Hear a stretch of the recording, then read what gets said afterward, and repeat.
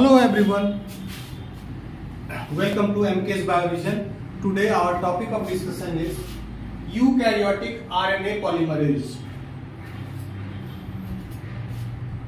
We have already discussed about prokaryotic RNA polymerase. Now we will discuss there is only one kind of polymerase, but in eukaryotes there are at least 5 RNA polymerases. Three RNA polymerase are the key polymerases. RNA polymerase 1, RNA polymerase 2 and RNA polymerase 3. These are the key RNA polymerases located in the nucleus and responsible for the synthesis of most of the RNAs, whether it is coding or non-coding. Here we see that RNA polymerase 1 is present mostly in the nucleolus. It is responsible for most of RNAs. RNA polymerase 2 is found in nucleoplasm and RNA polymerase 3 is also found in nucleoplasm. RNA polymerase 3 is responsible for the synthesis of most of pre-mRNA, primary transcript of messenger RNA, pre-mRNA, that is synthesized from the coding gene, synthesized for coding gene and ultimately translated to produce some protein. The second one is most small nuclear RNA. Small nuclear RNA is involved in RNA splicing, removal of introns, RNA splicing or removal of introns during processing of messenger RNA. Line is also synthesized from RNA polymerase 2. It is a kind of poly A type of retrotransposon, long interspersed nuclear element. This is autonomous poly A type retrotransposon. And lastly, it also synthesizes microRNA or miRNA, responsible for post-transcriptional gene silencing, regulation of expression of genes after the transcription. miRNA, also known as, in short we call it miRNA.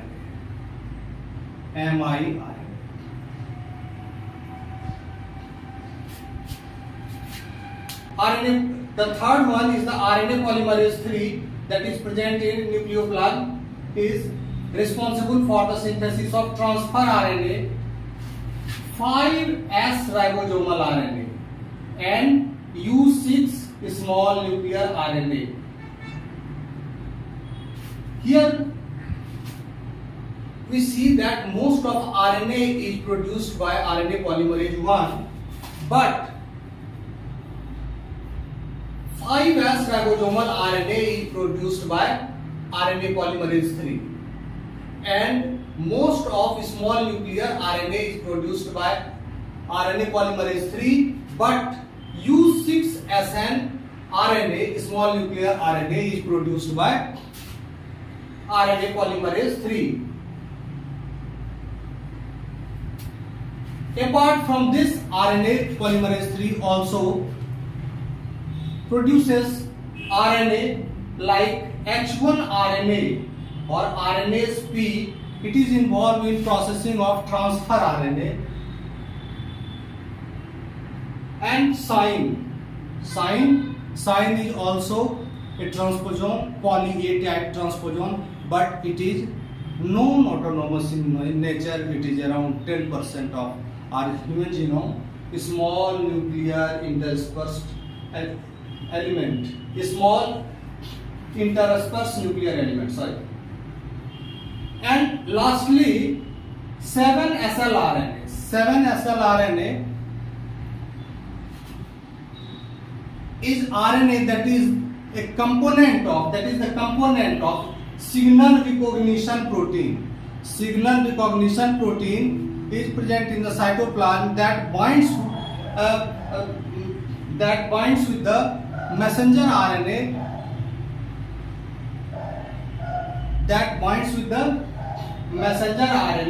and help the ribosome to bind that signal, and ultimately it brings ribosome bound mRNA to the endoplasmic reticulum, and finally peptide. This is the process. During that process, peptides, polypeptides are produced, and that polypeptide is translocated into the lumen of endoplasmic reticulum. Apart from this, there are two more RNA polymerases, RNA polymerase 4 and RNA polymerase 5 is found in plants only. These RNA polymerase 4 is responsible in biogenesis of small interfering RNA, siRNA.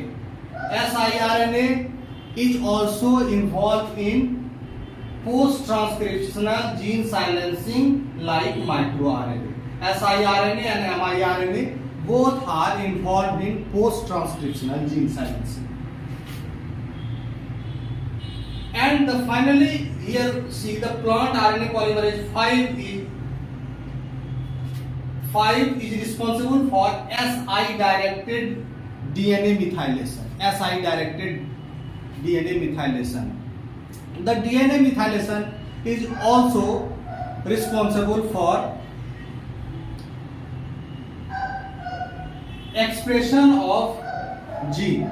Expression of gene is also regulated by the methylation of DNA.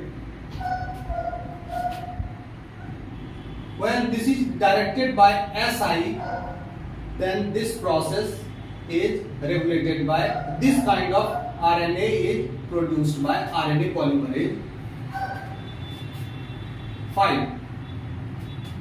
तो इस तरह से हमने देखा कि ज्यादातर जो main 3 RNA polymerases हैं, ये RNA polymerase mostly ribosomal RNA बनाता है, एक्सेप्ट 5S राइबोसोमल RNA. यहाँ RNA polymerase 2 primary script of RNA जो फ्रेश RNA बनता है न्यूक्लियस के अंदर from the DNA, from the gene, particular किसी जीन से जो RNA बनता है, तो वो RNA खास करके जो कोडिंग जीन्स होते हैं उसी के ट्रांसक्रिप्ट को हम mRNA कहते हैं. तो ये जो mRNA बनता है ज्यादातर पॉलीमरेज 2 के ही द्वारा बनाया जाता है, मैसेंजर RNA. उसके बाद ये जो स्मॉल न्यूक्लियर RNA है, इसका इन्वॉल्वमेंट होता है स्प्लाइसिंग में, RNA processing, messenger RNA processing में होता है. उसके अतिरिक्त लाइन है, ये एक ट्रांसपोजोन है और ये एक RNA है जिसका involvement post transcriptional gene regulation में होता है, माइक्रो RNA का. दूसरा RNA polymerase, third one is the RNA polymerase 3. ये कई तरह का RNA बनाता है जिसमें मुख्य रूप से tRNA है, उसके बाद 5S RNA and U6 small nuclear RNA और H1 RNA. ये बड़ा इंपॉर्टेंट है, this one is very important. ये जो कराता है ये tRNA का प्रोसेसिंग में काम आता है. tRNA का जो ट्रांसक्रिप्ट है उस टोटल ट्रांसक्रिप्ट से tRNA नहीं बनता है, उसमें कई इंटरवीनिंग सीक्वेंस है जिसको हटाया जाता है और लाइगेशन के थ्रू उसका साइज छोटा होता है, तब जाके tRNA का जो पॉपुलर मॉडल है that is clover leaf model, वो उस फीचर उस शेप को वो एक्वायर करता है. उसके बाद साइन है, ये भी एक ट्रांसपोजोन है, और इधर 7SL RNA, इसका इन्वॉल्वमेंट जो सिग्नल रिकॉग्निशन प्रोटीन है उसके लिए होता है, और finally translocation of RNA, translocation of peptide, जो फाइनली ट्रांसलोकेशन ऑफ पेप्टाइड कराता है into the lumen of endoplasmic reticulum. Plant RNA polymerase जो होते हैं ये आरएनए पॉलीमरेज 2 के ही जैसे होते हैं, they are very similar to RNA polymerase 2, और इसका दोनों का रिलेशन है जीन के रेगुलेशन से, because both the RNA polymerases are related to this small interfering RNA, siRNA, तो इसका पोस्ट ट्रांसक्रिप्शनल जीन रेगुलेशन से इसका रिलेशन है। इसको हम लोग बाद में डिस्कस करेंगे नेक्स्ट लेक्चर में। अब देखें कि ये जो तीन आरएनए पॉलीमरेज है, ये इसकी सेंसिटिविटी देखी गई है। एक ऑक्टापेप्टाइड, साइक्लिक ऑक्टापेप्टाइड है, that is obtained from poisonous mushroom Amanita phalloides. ये पॉइजनस मशरूम है जिससे एमेनिटीन नामक पॉलीपेप्टाइड आइसोलेट किया गया है। ये ऑक्टापेप्टाइड है, और ये करता क्या है कि ये इनहिबिट कर देता है इलोंगेशन, आरएनए पॉलीमरेज के द्वारा जो ट्रांसक्रिप्शन का इलोंगेशन होता है उस प्रोसेस को ये पूरी तरह से इनहिबिट कर देता है।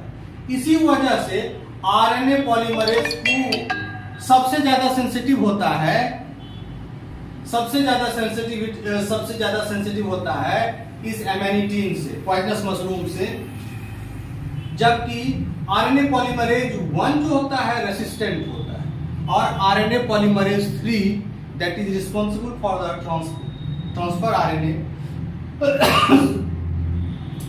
Polymerase 3 is moderately resistant. ये आरएनए पॉलीमरेज 3 जो है ये मॉडरेटली रेसिस्टेंट है। RNA polymerase 3 moderately resistant,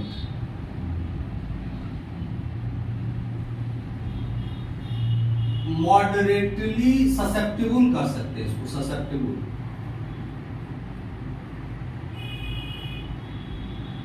moderately susceptible to alpha amanitin, a cyclic octapolypeptide extracted from poisonous mushroom that is called Amanita phyloid.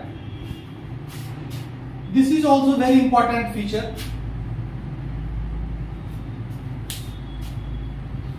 अब हम देखते हैं कि आरएनए पॉलीमरेज 2, खास करके हम लोग आरएनए पॉलीमरेज 2 की बात करते हैं कि आरएनए पॉलीमरेज 2 का जो लार्जर सब यूनिट है ये 8 से लेकर 12 सब यूनिट तक का बना होता है। It is made up of 8, ये जो आरएनए पॉलीमरेज है 8 से लेकर 12 सब यूनिट का बना होता है। इसके लार्जर सब यूनिट जो होते हैं वो बीटा और बीटा डैश यूनिट जो प्रोकैरियोट में पाया जाता है ठीक उसी तरह का काम करता है। ये कैटालिटिक सेंटर और ये बीटा और बीटा डैश, ये नाम यूकैरियोट्स में बीटा और बीटा डैश नहीं होता है, लेकिन स्ट्रक्चरली ये कंपोनेंट बिल्कुल सिमिलर होता है प्रोकैरियोटिक सब यूनिट से। प्रोकैरियोटिक सब यूनिट हम लोग जानते हैं कि इसमें अल्फा, बीटा, बीटा डैश और ओमेगा, ये 5 जो सब यूनिट्स होते हैं वो कोर आरएनए पॉलीमरेज के सब यूनिट्स होते हैं। ऐसा देखा गया है कि आरएनए पॉलीमरेज है इकोलाई का बैक्टीरियल आरएनए पॉलीमरेज जो है बैक्टीरियल आरएनए पॉलीमरेज यूकैरियोट के आरएनए पॉलीमरेज से बिल्कुल मिलता जुलता है। बैक्टीरियल पॉलीमरेज के 5 यूनिट्स बिल्कुल यूकैरियोट्स के 5 यूनिट्स की ही तरह होते हैं। मैंने कहा कि ये 8 से 12 सब यूनिट का बना होता है, लेकिन इसका 5 सब यूनिट जो कि प्रोकैरियोट में भी पाया जाता है, यूकोलाई में पाया जाता है, वो 5 यूनिट बिल्कुल सिमिलर होते हैं यूकैरियोट्स के। यूकैरियोट के 5 यूनिट बैक्टीरियल पॉलीमरेज के 5 यूनिट के सिमिलर होते हैं, लेकिन इसमें ज्यादा सब यूनिट्स पाया जाता है, क्योंकि मॉलिक्यूलर वेट जो यूकैरियोट के पॉलीमरेज का है वो 550 किलो डाल्टन है, उससे ज्यादा होता है, जबकि प्रोकैरियोट का पॉलीमरेज का मॉलिक्यूलर वेट कम होता है, 465 किलो डाल्टन के करीब होता है।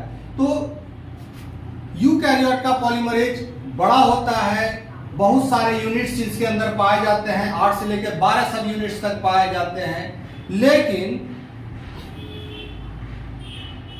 ये काम बिल्कुल प्रोकैरियोटिक पॉलीमरेज की तरह करता है, क्योंकि इसके 5 यूनिट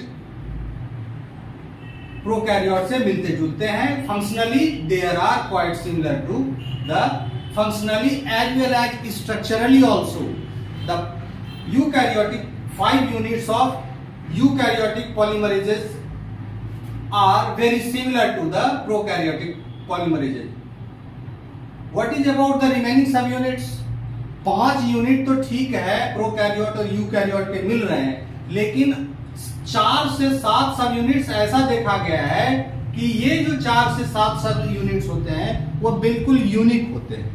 यूनिक होते हैं यानी कि वो प्रोकैरियोट में कहीं नहीं पाए जाते हैं। They are only unique to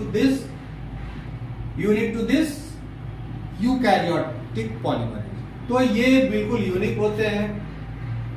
और